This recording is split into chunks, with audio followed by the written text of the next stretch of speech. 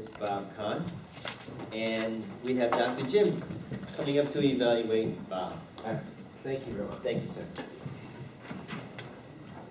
Bob, speech number 2 out of the Toastmasters manual. Very good job. What do you guys think? Did you give a good speech? Yeah. He's talking about doing strike duty for Verizon. Did he capture your attention? Did he hold your attention? Oh, that wasn't really the purpose of his speech, though. I mean, it's a nice side benefit. But Bob's purpose of this particular speech was to organize his speech. You know, speeches, you can organize a lot of different ways. Toastmasters starts out by telling us that the simplest way to organize a speech is to have an opening, a middle, and a conclusion. If you can put those 3 parts together, you can build a speech that will work for any audience. Fantastic. So let's take a look and see how Bob did. He opened up his speech by telling us that he was going to war.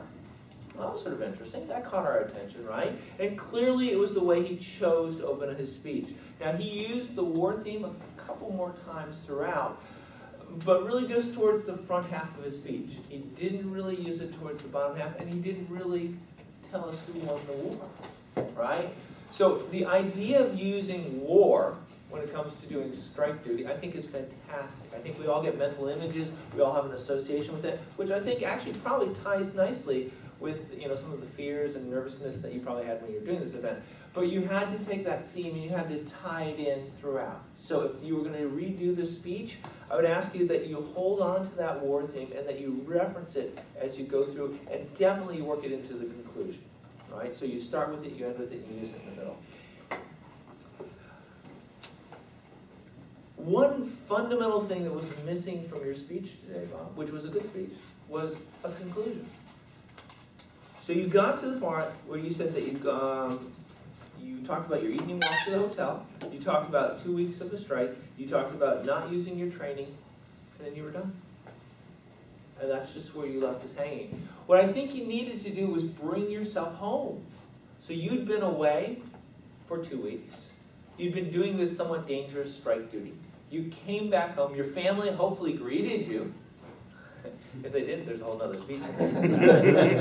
And more importantly, you probably went back to your, let's call it, boring desk job.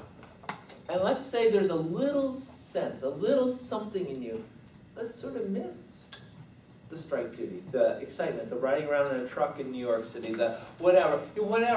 You know, maybe yes, maybe no, but it's your story. But there was something that was missing at the end. We were missing a conclusion. We're missing something that brings it all together and then says, I, Bob, am now done with this speech. Okay? You just sort of cut it off. So if you're going to do it again, I would ask you to do something like that. Your story was great, though. You started at the beginning. You started going to the airport. You went up and you took us through all the different sorts of things that you were doing. You did an excellent job like that. A couple of things I would suggest that you do if you were going to do it again. Tell us more about the person that you rode with. Okay? I also think you were there for 2 weeks, correct? I think you only told us about 2 days. So there had to be other things that happened. It would have been fascinating to hear about that. But overall, great story. Next time, just add a much better conclusion. Thank you very much. General value.